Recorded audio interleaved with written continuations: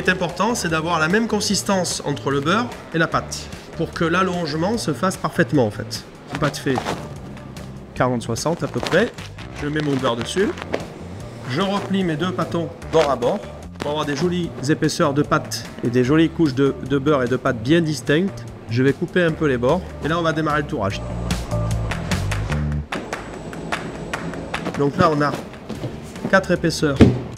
Et deuxième tour, je vais donner un tour simple.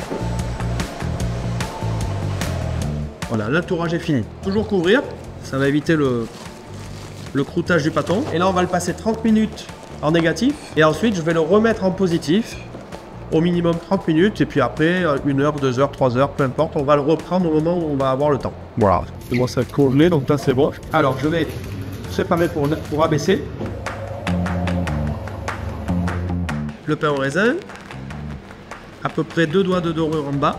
On met de la crème pâtissière, voilà, j'équilibre un petit peu sur la largeur. Donc il faut vraiment juste mettre ce qu'il faut pour coller les raisins. Voilà, on n'en met surtout pas sur la dorure en bas. Donc là on met les raisins, on commence toujours par mettre les raisins sur le bord, parce que souvent le bord, c'est la part où il y a le moins de fruits. Et ensuite je répartis le reste des raisins que j'ai fait au préalable gonfler avec du rhum et un sirop tiède. Une fois que c'est fait, je vais rouler. Donc je démarre en haut, je fais un pli.